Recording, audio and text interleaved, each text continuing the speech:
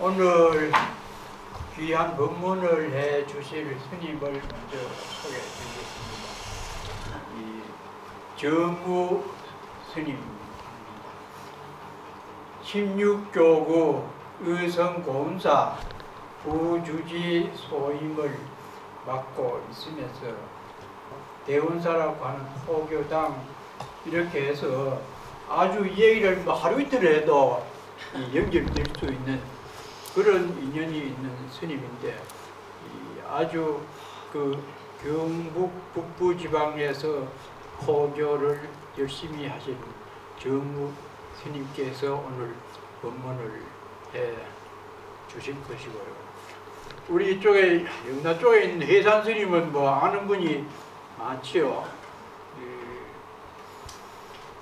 시드니에서 출가를 한 정법사, 옛날에 신도의 총무를 받던 해산 스님이 20년 넘게 공부를 잘해서 지금은 고운사 교무국장을 보면서 종례 활동도 하고 이제 호랑이에게 날개를 달았습니다. 이민생이거든요. 그래서 수행과 포교를 매우 잘하는 스님이 와서 내하고 서로한테 용돈도 몰래 주고받는데 저쪽에 우리 계시는 이 스님은 법명기 일주 스님입니다. 그 유명한 해인사 성철 스님의 손주 상자가 되는데요. 이 선원에서 정진을 잘 하다가 지금은 경기도 광주에 있는 남종사라고 하는 아담한 토굴에서 수행 정진을 하고 있다가 이번에 일행으로 이렇게 함께 정법사를 방문하게 되었습니다. 우리 조사 일어나시죠. 안윤효 거사님인데 이 아주 대단한 분이라요. 16교구 신도회장을 공정사 신도회장과 겸하고 있습니다. 안동 의성지방에서 가장 큰 절이 고운사인데 고운사 신도회장을 하고 또 그 영국 여왕이 다녀간 유명한 공정사 신도회장까지 하니까 신도회장으로서 안동에서는 건드릴 사람이 굉장히 하고 너무 반가운 마음에 박수를 좀 환영을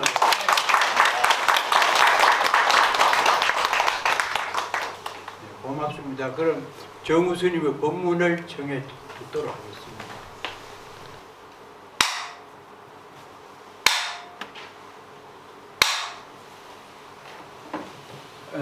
여러분 반갑습니다. 호주 시드니 정법사 여러 가지 말만 듣다가 오늘 이렇게 여러분들과 함께 이렇게 도랑을 돌려보니까 저 가슴이 정말 뭐 한국의 여러 큰 사찰들을 많이 참배하고 기도하고 이렇게 해봤지만 왠지 모르게 내 가슴이 굉장히 따뜻한 어떤 그런 기운을 오늘 많이 느꼈습니다. 이 아마 오늘 그 우리 30년 전에 이 한국에서 그 불법성 삼보 사찰 중에 그 통도사 그에서 열심히 수행 정진하시다가 스님이 큰 원력을 가지고 30년 전에 이 도랑에 와서 여러분들의 따뜻한 손길, 여러분들의 부처님의 자비, 그런 사랑이 넘치는 그런 도랑으로 가꿨다라니까 저 자신이 굉장히 뜨거운 어떤 감개무량한 그런 마음을 느꼈습니다. 우리 기부스님에게 큰 원력과 여러분들에게 정말 감사한 마음을 먼저 전하면서 저는 아주 뭐 공부를 많이 했는 스님도 아니고 사실 오늘 법문회라는 것보다는 내가 노래 한 곡 부르고 우리 좀 내려오라 이러면은 내가 더 수운데 법문을 하라니까 굉장히 마음이 무겁고 이러는데 저는 그 고은사 아까 소개를 받았지만 고은사 부주지를 맡으면서 저희 가장 큰 주된 일은 최치원 선생의 학문과 최치원 선생의 삶을 전파하고 또 많은 사람들에게 알리는 최치원 문학관 그 관장을 맡고 있습니다. 그래서 매일 아침 8시 반 정도 되면 출근을 해서 오후 6시에 퇴근을 하는 그런, 어찌 보면은 스님이 월급을 받는 그런, 절에서 자고 절에서 아침을 먹고 바깥으로 여러분들과는 달리 절을 떠나가지고 바깥에 출근하는 그런 스님입니다.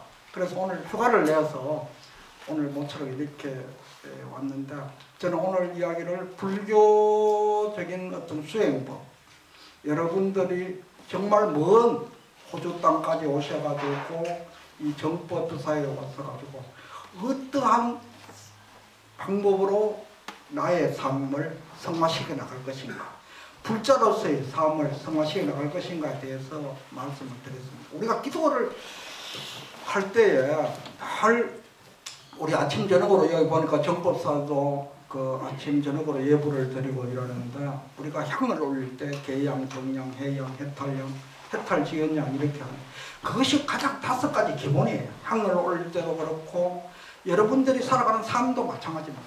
계라는 것은 바르게 살겠다는 것을 부처님과 약속하는 거예요. 내가 바르게 살겠다. 그리고 두 번째는 안정된 삶을 삽니다.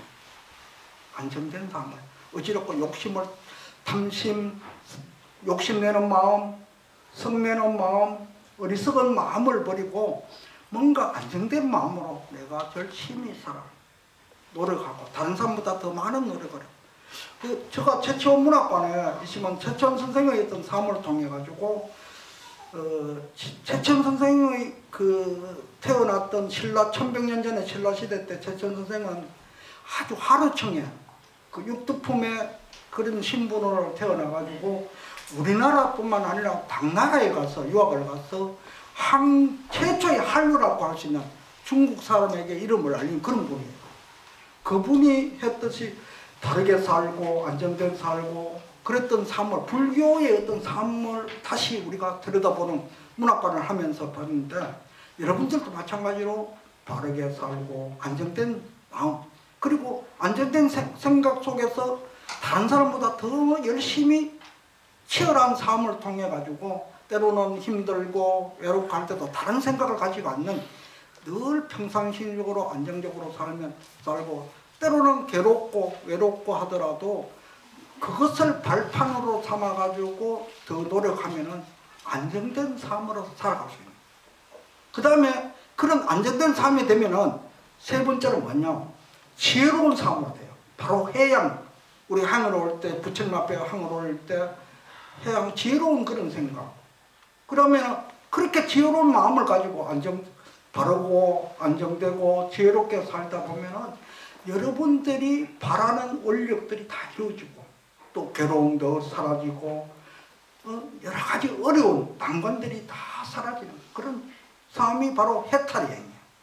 그런 해탈이 되면은 여러분들이 원하는 바, 바라는 바가 모두 이루어지면 어떻게 해야 되느냐, 바로 은혜를 갚는 생활을 통해 가지고 사회 봉사, 누군가의 사회 희생을 여러분들이 해야 되는 거예요.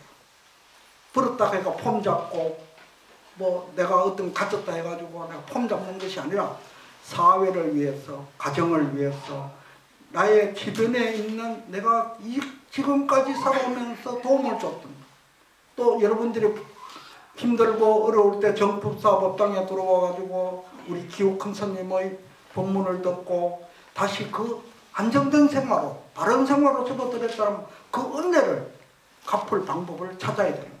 그것이 바로 해탈지경이에요. 그래서 불교는 계, 정, 해, 해탈지경, 이 5가지를 염두에 두고 여러분들이 생활에 나가면 됩니다. 가정에도 마찬가지로 우리가 사람 인연이라는 것은 서로 사랑이 먼저가 아니에요. 이 5가지의 기반 후에 사랑이 먼저가, 사랑은 자연으로 오는 거예요. 먼저 상대를 이해하고 배려하고, 응? 상대를 이해하고 배려를 해야죠. 상대가 또 혼자 할 때는 아, 저렇게 힘든 게 있었구나. 무조건 그 사람을 비방하고 그 사람을 욕하고 할 것이 아니라 이해하려고 하는 그런 노력입니다. 그것이 불교적인 삶이에요. 그 다음에 두 번째는 불교적인 삶은 여러분들이 불자이기 때문에 부처님의 가르침에 입각해서 불교적인 삶을 살아가야 돼요. 색깔 자체가 불교적인 것. 또 여러분들의 행동 하나가 바로 부처님을 닮아가는 삶. 그래서 이해하고 뭔가 예를 들어가지고 좋은 것이 생겼다. 맛있는 것이 있다. 그러면은 가정에서는 어떻게 해야 돼? 내보다는 가족을 먼저 생각하고 가족에게 먼저 맛있는 게 있더라도 먼저 먹어보라고 먼저 원하고 사회에서도 마찬가지로 아 여러분들이 좋은 게 생기시면 우리 정법사 기호 큰 스님한테 이거 좀 뭔가 가져와야 되겠다. 정법사로 달려와야 되는 거예요. 정법사로 달려와 스님에게 공양을 올리고 그런 것이 바로 이해하는 사람, 배려하는 사람. 그 다음에 사람은 살아가면서 누구나 다 실수가 있어요. 용서도 할 줄 아는 사람인데 무조건 그 사람을 나쁘게 하고 그런 것이 아니고 용서하는 그런 삶을 통해 가지고 하다 보면 자연히 사랑은 다 와요. 근데 요즘 우리 한국에서도 보면은 젊은 사람들이 이 뭐 남자 여자 아니면 가정에도 그렇고 부모 자식에도 그러고 서로 이해와 배려 용서가 이게 부족하다고 그냥 단순히 내 자식이니까 좋아하고 내 아들이니까 좋아하고 내 딸이니까 좋아하고 뭐 내 친구니까 좋아하고 이러다가 오늘 이해가 없고 배려가 없다 보니까 조금 잘못하면은 나쁜 놈, 나쁜 년 뭐 이런 식으로 해가지고 멀리하는 그런 경우를 굉장히 많이 봐요. 근데 불교적인 삶은 그게 아니에요. 설교선 삶은 부처님의 어떤 큰 자비심으로 상대를 이해하고 배려하고 용서하고 평상시에는 늘 바르게 살려고 노력하고 안정되게 살려고 노력하고 지혜롭게 살려고 노력하고 그래서 그 지혜로운 삶을 통해 가지고 여러분들이 성공하고 하면은 그리고 모든 인연은 이해, 배려, 용서 세 가지 하면 자연히 사랑이 묻어나오고 부부간에도 마찬가지예요. 그런데 이해, 배려, 용서가 없는 그런 삶은 항상 나중에 원수가 되어버려요. 우리 사회가 지금 각박하고 하는 것이 옛날에는 항상 콩 한 쪽도 나눠 먹고 이해하고 상대를 배려하고 가족 간에도 마찬가지. 가족의 행복도 이것이 빠지면 가정의 행복은 사라지게 되고 사회의 안정도 사라지게 되고 그런 거.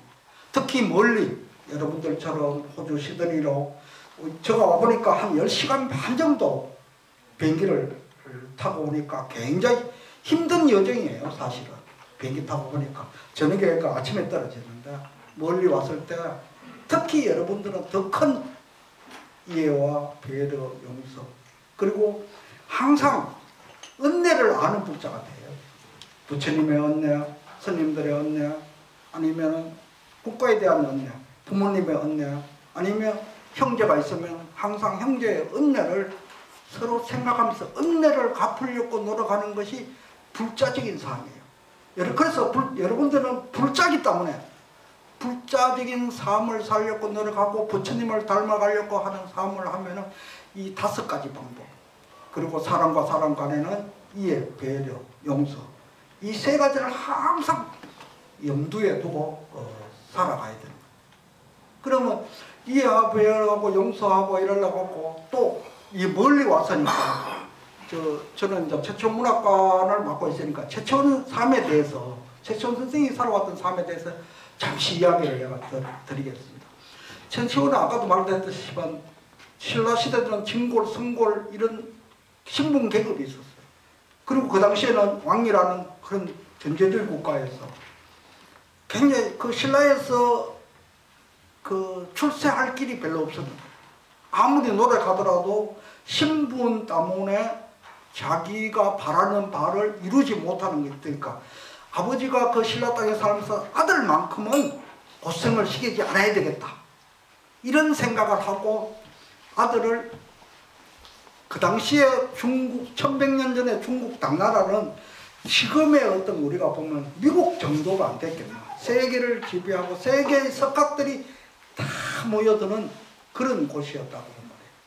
그래서 그 당시에 당나라에는 외국에서 머리 좋고 하는 그런 두뇌들을, 석학들을 받아들이는 시험 제도가 있었어. 그 나라의 당나라의 관리가 될 수 있는.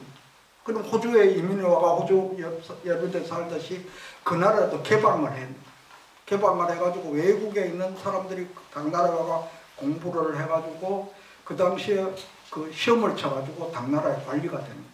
근데 신라 땅에서는 희망이 없으니까 아버지가 당나라로 12살에 보내는 거예요. 12살에. 당나라로 보내는데 당나라를 보낼 때 아버지가 최치원 그 아들 최치원에게 어떤 이야기를 해드렸냐. 10년 안에 너가 성공하지 못한다면 너는 내 아들이 아니다. 이런 이야기를 해요. 그러니까 그 12살 묵은 아들이 아버지한테 하는 말이에요. 아버지, 임백기천의 정신으로 꼭 아버지의 은혜에 보답하겠습니다 하면서 중국으로 당나라로 떠났는데, 지금은 비행기 타고 뭐 버스를 타고 하지만 옛날에 한번 생각해 보세요. 그 중국으로 유학을 간다는 것은 생사를 넘나드는 그런 여정의 길이었다. 그 12살에 더군다나 부모를 떠나서 중국 당나라에 가서 중국에 6년 만에 공부를 열심히 해가 중국 6년 만에 그 어렵다는 중국 당나라의 관리가 될 수 있는 시험에 합격이 돼가지고, 지금도 보면은 중국에는 많은 사람들이 그 당시에 당나라에 와서 당나라에서 여러 가지 정신적인 또 뭐 학문적인 그런 영향을 끼친 사람들이 많았지만, 중국 정부에서 중국 그 정부의 재정을 가지고 기념관을 세우는 것은 최치원 선생이 처음이에요. 그래서 중국에 보면은 최치원 기념관이 들어서가 있고, 또 중국에 보면은 우리나라의 한글을 창제했던 세종대왕이나 을지문덕장군이나 이런 분들을 기리기 위해 가지고 도로 이름을 세종로, 을지문덕로, 뭐 을지로 뭐 이런 식으로 전부 다 서울에 또 가면은 있듯이, 중국 양주에 가면은 최치원 선생이 활동했던 그 지역에 가면은 치원로라는, 최치원 선생의 이름을 따서 치원로라는 도로명이 있고 치원교라는 다리 이름이 또 있어요. 그리고 또 최치원의 날이라 해가지고 중국 정부에서 기념식을 해요. 그러니까 물론 중국에 가서 우리가 지장성지인 교각스님이라든가 이런 분들도 중국 사람 되게 많은 겠지만, 또 최치원 선생이 거기에 중국에 가서 중국 사람들에게 많은 영향을 끼치니까 1100년이 지났지만도 외국인을 위해가 기념식도 하고 외국인을 위해 가지고 다리 이름 이렇게 했던 게 중국이라는 나라에서 지금 하고 있고, 또 중국에 보면은 최치원 선생이 도교 사원에 가면은 수백 군데 최치원 선생의 영정을 모셔가지고 달해절을 지냅니다. 그만큼 최치원 선생이 유명했던, 바로 최치원 선생이 그런 어려움을 극복하고 신분의 그런 불합리한, 신분의 어떤 여러 가지로 불리한 그것을 하나의 어떤 방해로 생각하고 그것을 걸림돌로 생각했는 것이 아니라 그것을 디딤돌로 삼아가지고 다른 사람이 100의 노력을 할 때 자기는 1000의 노력을 해가지고 바로 중국 정부뿐만 아니고 다시 그 중국 정부의 당나라의 관리를 마치고 우리나라에 들어와가지고는 신라 때가 그 당나라에 들어와서 최치원 선생이 다뤄왔을 때는 신라가 굉장히 어려움을 겪었어요. 그래서 시무십조라는 상소문을 진성여왕에게 올리는데, 이 진성여왕이 처음에는 정치를 아주 잘하려고 신라 시대 때 했는데 진성여왕 때 이제 신라가 망해가는 거예요. 그 부패가, 관리들이 부패되고 진성여왕이 그 있을 때는 아주 그 타락한 여왕으로 그 노사를 많이 해요. 진성여왕이. 그렇지만 그때 이제 시무십절 해가지고 신분의 방해를 받지 않고 누구나 다 노력하면은 신라의 좋은 사람, 그 충분한 높은 자리에도 오를 수 있는 그런 게 하고, 또 부정부패가 없어야 되고, 이런 10가지 상소문을 올리니까 진성이 왕이 그걸 보고 이 정도 되면은 이거를 받아들여야 되겠다 했지만, 그 당시에 기독교, 지금도 마찬가지로 우리 사회의 기독교라는 것은 굉장히 무서워요. 기독권 세력들은. 그래서 그것을 뜻을 이루지 못해서 관리를 버리고 지금 우리가 살고 있는 고은사라는 곳에 와가 그 당시에 여지 여사 스님과 의성 이 영주 북부 지역에 불법을 홍보하고 많은 사람들께 부처님의 가르침을 전했고, 또 최천 선생이 말씀했던 것이 뭐냐면 종교적인 통합을 말해요. 최천 선생은 우리 불교뿐만 아니라 유교, 도교, 이 상교에 다 회통을 했던 분이에요. 그러니까 3가지 종교의 좋은 점을 한통내가 사람에게 가르쳐서 모든 사람들이 부처 같은 사람, 공자 같은 사람, 모든 사람들이 성인이 될 수 있는, 신선이 될 수 있는 그런 사람으로 만들어가지고 그야말로 태평성대 시대를 만들 그런 원력을 세웠습니다. 아마 그 우리 기우스님이 이 30년 전에 내가 생각해 볼 때 여기 한국에 있었으면은 더 큰 대우를 받고 더 큰 절에서 아마 지금쯤 통도사에서 당장이나 아니면 우리 종단에 종정도 할 수 있는 충분한 그런 우리 훌륭한 그런 스님이고, 또 학문적으로도 굉장히 높은 그 우리 교수님한테 그 한국에 있을 때 많은 우리가 또 후배들에게 그 교학적으로 많은 가르침을 줬고 수행도 굉장히 높은 그런 스님인데 30년 전에 왜 이 고난의 길을 얼마나 힘들었겠어. 여기에 왔겠나. 바로 부처님의 큰 이신력으로 부처님을 닮아가는 그런 노력을 해가지고 여기에 왔었는데, 그러한 그 최초의 어떤 그 내가 그 삶을 통해서 우리 기우 스님도 어떤 그런 삶, 남들이 하지 않는 일, 어떤 큰 원력을 세워가 오지 않겠냐 그런 생각을 해봤습니다. 그 최초 스님도 그 와가지고 많은 고난을 딛고 그 와가지고 불법을 홍보하고 이러면서 그때 고은사에 남아있었던 스님들이 최천 선생의 업적을 높이 평가해가지고 이름을 바꿨어요. 고은사 이름을. 최천 선생이 다녀간 곳에 지명이 바꾼 데가 있고 이름이 바뀐 데가 있는데, 지명이 바꾼 데가 해운대예요. 부산 해운대. 최천 선생이 다녀가고 난 뒤에 거기에 동백섬에 보면은 해운대라는 최천 선생이 그 당시에 썼던 글씨가 아직 남아있어요. 1100년이 지났지만도 바위에 지금도 남아있는데, 그 해운대라는 이름이 최천 선생이 다녀가고 난 뒤에 해운대라는 이름이 됐고, 또 고은사는 최천 선생이 다녀가고 난 뒤에 원래 외로울 고자로 구름문자였어요. 그래서 최천 선생이 다녀가는데 최천 선생이 호를 따서 고문이라는 외로울 고자, 구름문자 이런 거. 최천 선생의 시가 이래 보면은 그 당시에 신분의 어떤 그런 여러 가지 어려운 것, 또 특히 고향을 떠나가 부모를 떠나가 당나라에 가 있으면 시를 썼던 것이 외로움을 달래기 위해.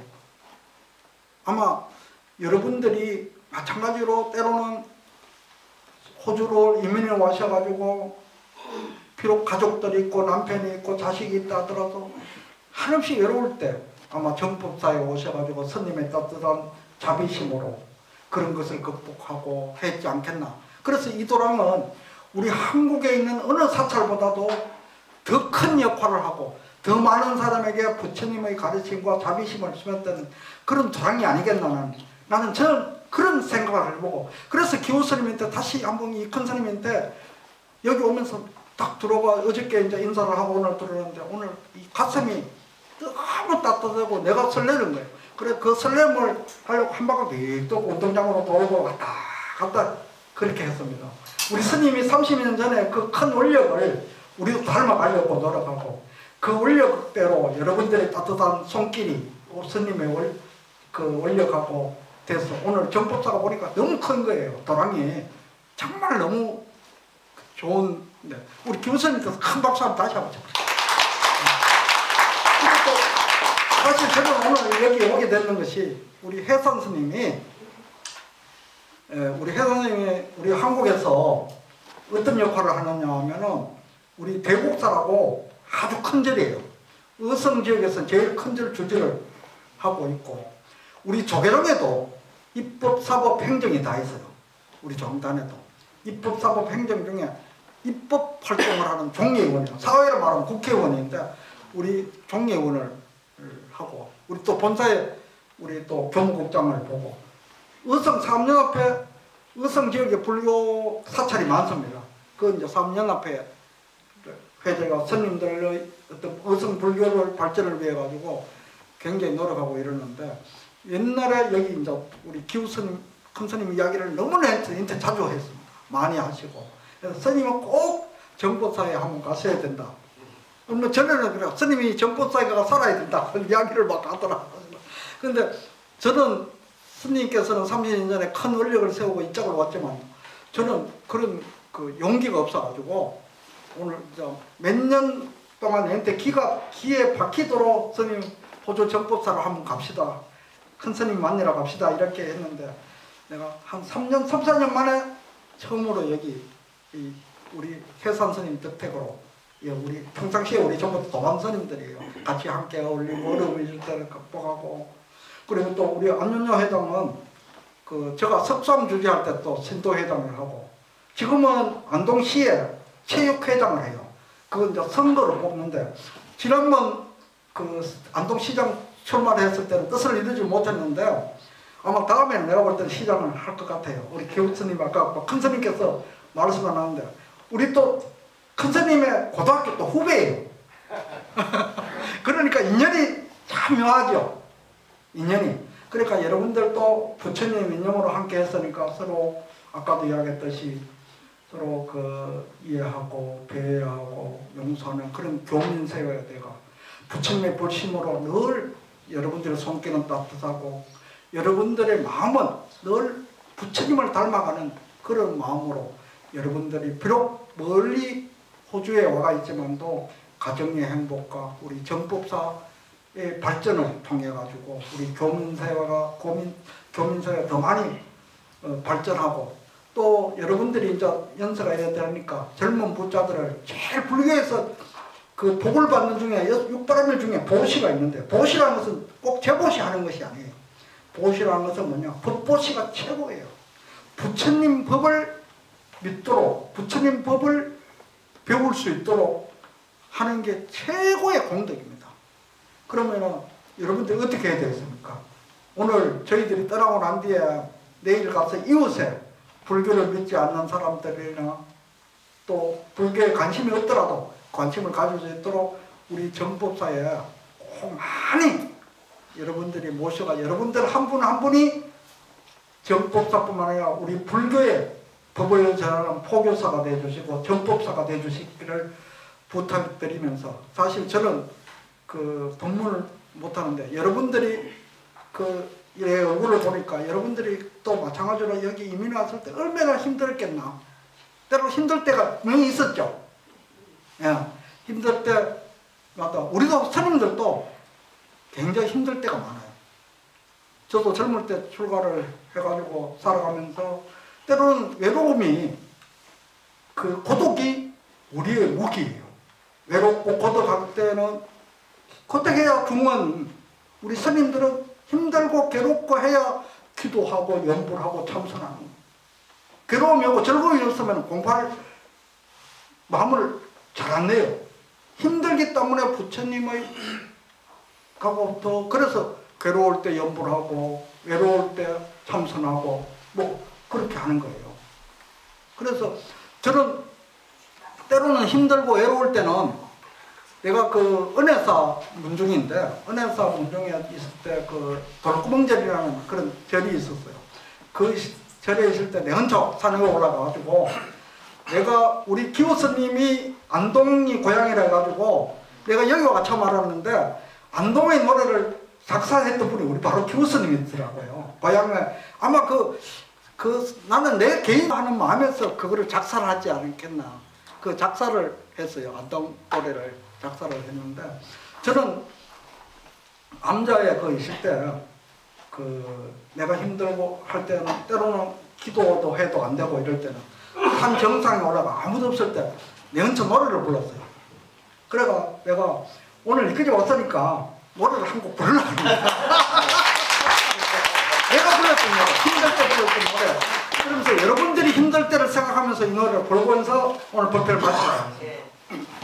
네, 이런 사람이 무슨 노래 불러도 되겠죠?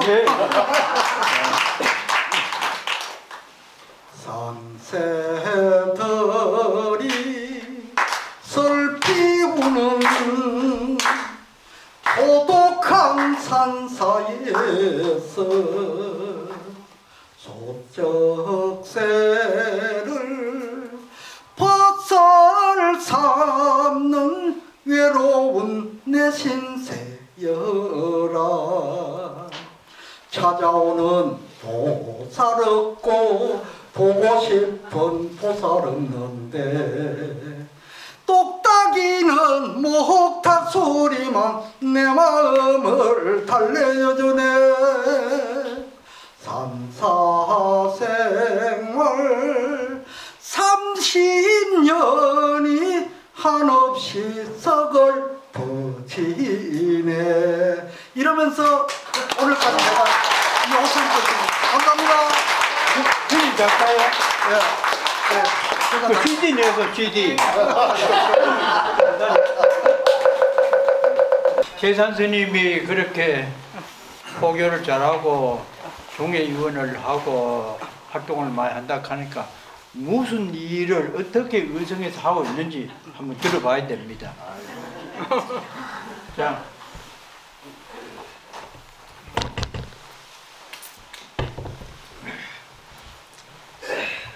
처음 뵙는 분도 좀 계시네요. 저 처음 보시는 분 소함 들어가지고.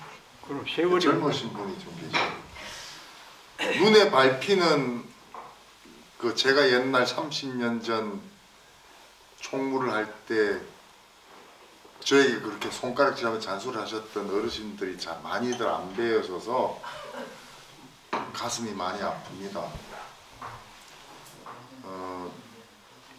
26살이란 나이에 이제 호주에 와가지고 정법사도 우연찮게 인연이 돼서 집안은 전 전부 다 가톨릭이었고 전 시드니 처음 왔을 때 뭐 아르바이트 자리라도 구하고 청소부 자리라도 얻으려고 제일교회를 다녔습니다.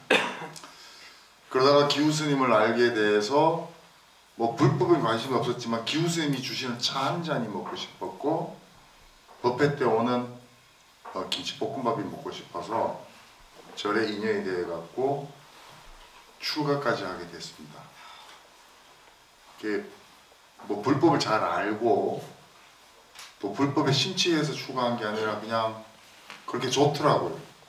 그렇게 출가했는데 또 마침 또 우리 회주 큰 스님께서 봉화에 무자 여자 큰 스님한테 가거라 해서 거기 가서 아무것도 모르고 거기서 20년 넘게 그냥 한 곳에서만 살았었습니다. 그러다가 이제 우리 정우 부주의 스님부터 시작해서 많은 인연을 만나게 됐고 그래서 보잘것없는 제가 이제 처음으로 은사 스님 품을 벗어나서 그 의성의 대곡사란 절에 이제 주지로 들어갔습니다. 건물로 보면 400년이 된 건물이고 또 대웅전과 범종유각이 보물로 지정이 되어 있는 곳이라 불사를 한 20년 하고 세 절만 보다가 400년 된 절에 가니까 참 감회가 새롭더라고요. 오래된 법당이 주는 그런 따뜻함, 또 숙연함. 그래서 여기를 정말로 좀 홍보도 좀 하고 또 기우스님, 그 우리 회수스님께서 인터넷으로 다 검색을 해가지고 당신께서 그렇게 오래 살고 싶었던 오래된 절인데 잘 살으라고 또 용기도 북돋아 주셔가지고 군청을 드나들면서 군수하고 뭐 우리 또 정우 스님께서 많이 도와주셔서 공사를 굉장히 많이 시작했습니다. 들어간 지 2년밖에 되지 않았지만 10억 넘게 돈을 받아서 불사도 새로 정리하고 나무 또 자를 것도 자르고 꽃 심을 것도 꽃도 심고 그리고 그동안 20년 동안 봉화에서 또 인연 맺었던 많은 분들을 또 초청해서 구경도 시켜드리고 그러다 보니까 또 열심히 하다 보니까 또 여러분들이 추천하시고 제 팔자가 조금 공부하고는 거리가 먼 사판의 길을 걸으라는 팔자인지 몰라도 또 이제 종회의원이라는 직책도 무식한 제가 또 그 중요한 직책을 또 맡게 됐습니다. 그래서 나름대로는 열심히 하려고 노력하고 있습니다. 이번 생에 제가 뭐 수행은 우리 큰 스님에 비해서는 조족지혈처럼 수행답지 못하게 했지만 제가 지금 빚이 전생에 많은 모양입니다. 그래서 열심히 해보려고 합니다. 그리고 저는 항상 힘들 때마다 제 옆에서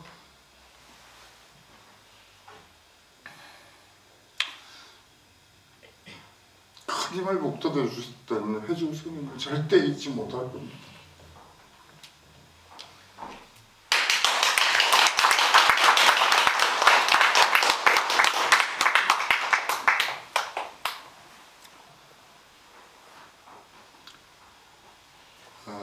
인생을 바꾸는 것이 몇 번 있을 수 있을 겁니다. 저는 호주에 와서 한국에서 보통 평범하게 살다가 호주에서 인생이 크게 한번 바뀌었습니다. 그랬다가 풀법을 만나서 남은 제 인생을 다 바꿨습니다. 거기에 정법사가 있고 회주 큰 스님이 계십니다. 그래서 항상 힘들 때마다 쉬고 싶으면 정법사를 보고 싶고 회주스님한테 전화드리고 싶고 저에게는 마음의 고향 같은 곳입니다. 여러분들과 저의 인연도 아마 그런 인연이 있지 않을까 싶고요. 여러분들께서도 항상 정법사 다니시면서 마음의 위안을 많이 얻으시고 수행도 열심히 하시고 즐거운 외국 생활 하시기 바라겠습니다. 저도 자주는 못 찾아뵙더라도 틈틈이 여러분들 찾아뵙고 서로 마음을 나누도록 했으면 좋겠습니다. 무엇보다 기쁜 것은 또 회수스님 혼자 계실 때 참 외로우셨는데 이렇게 듬직한 서루스님이 이 정법사를 이렇게 지켜주시는 것이 얼마나 기분이 좋은지 여러분들 우리 서루스님께 다시 한번 큰 박수 좀 부탁드립니다.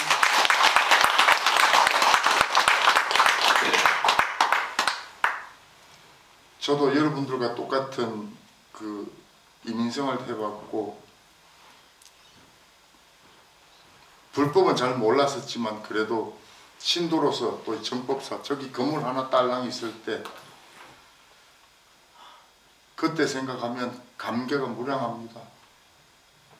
여러분들 남은 우리 2년 동안 우리 그 인연이 여러분들 성불하는 그날까지 인연이 이어질 수 있도록 다 같이 기도하겠습니다. 여러분 감사합니다. 해산 스님이 은사가 되는 무역 큰 스님께서 제가 갔을 때 하신 말씀이 있어요.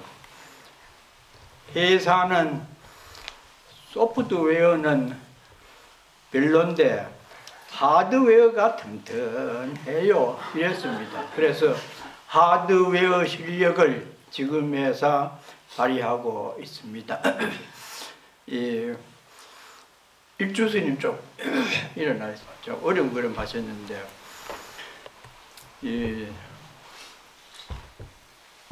들으니까 참 사자매 넷이요 전부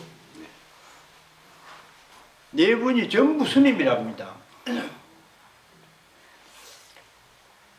그 말 듣고 생각해 보니까 네 자녀를 전부 머리를 깎을 수 있도록 허락한 그 부모님이 도대체 어떤 분일까 이런 생각이 났어요. 사람들은 그래도 한둘은 우리 곁에 있어서 봉양을 해야 되지 않겠나 인지상정인데 네 사람 모두를 부처님 전에 바칠 수 있는 그 마음은 불보살님의 마음이 아니면은 불가능할 거라고 생각이 돼요.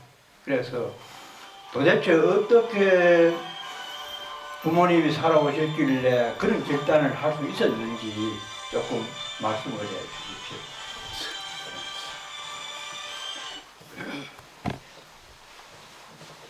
안녕하십니까. 갑자기 이렇게 또 말씀을 드리려 하니까 별로 할 말은 없는데, 가장 단순하게 말씀드리자면은 저희가 제가 우리 형제들, 가족, 자식들이 부모님 생각하는 거는 너무 자연스러웠다는 거예요.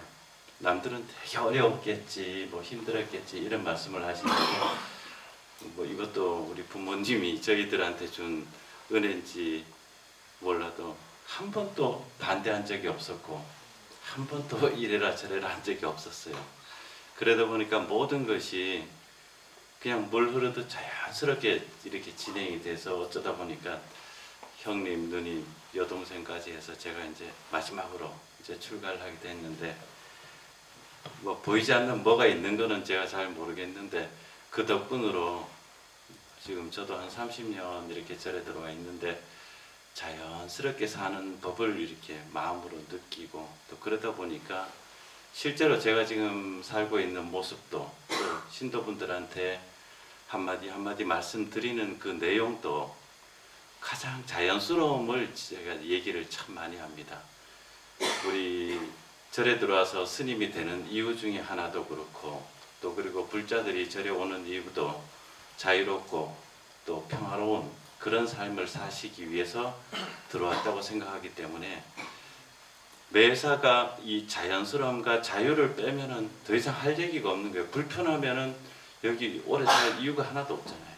그래서 여러분들이 이렇게 사시는 동안에도 지금 오늘 큰 스님 뵙고 여러분들 뵙지만은, 그냥 짧게 말씀 한마디만 더 드리면은, 이 인연에 대해서 얘기하자면은 가장 좋은 씨앗을 뿌려서 물 주고 밥 깔고 거름 주고 가꾸면서 가장 좋은 결실을 맺는 그 결과를 보기 위해서 여기 계신 모든 분들 각자가 서로에게 정말로 소중하게 정말 마음에서 우러나는 그런 정성을 가지고 이렇게 서로를 대해 줬으면 좋겠고, 그리고 이 수행하고 기도하시는 거는 열심히 큰 스님께 묻고 배우고, 그래서 그것만 딱 지키시면서 살아가 주시면은 그 좋은 인연들을 끝까지 좋은 인연으로 만들어서 이번 생, 다음 생 끊임없이 불제자로서 이렇게 살아가는 기반이 되지 않을까 이렇게 생각을 합니다. 그리고 이 자리까지 오게 해준 우리 큰 스님과 또 회산 스님께 감사드리고, 여러분들 이렇게 뵙게 돼서 정말 반갑습니다.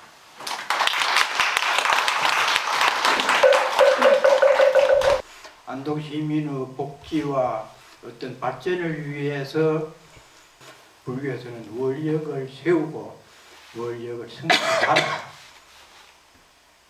그렇게 하려면은 신도회장 두 군데 잘 하셔가지고 부처님께서 시키시는 내용으로 그 원력을 이루기 위해서 무엇을 어떻게 해야 될지 여기서 약속하고 그 실천 안 하면은 정법사 하원 신장님이 상당히 무섭습니다. 그러니까 그 약속을 좀 하고 말씀을 좀 해주십시오. 네. 예, 반갑습니다.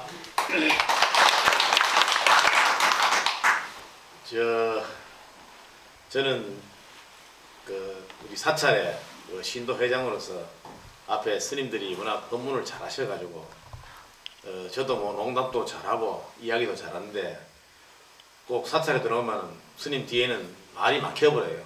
할 말도 잊어보고 또 이야기도 없고 그렇습니다.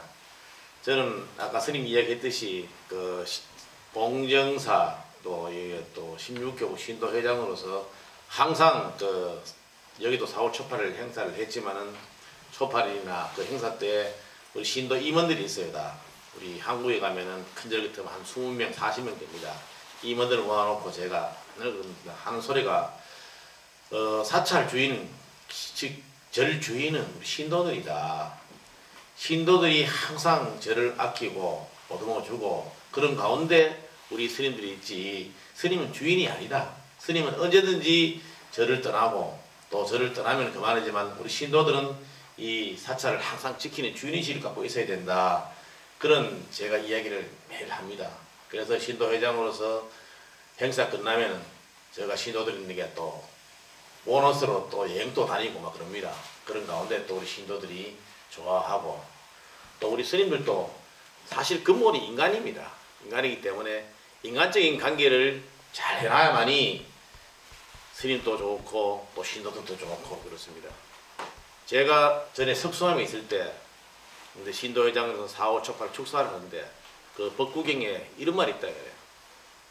제일 좋은 게 부처님 하는 말씀이 니도 좋고 나도 좋고 그게 제일 큰 말씀이다 하는 그런 말씀을 들었습니다.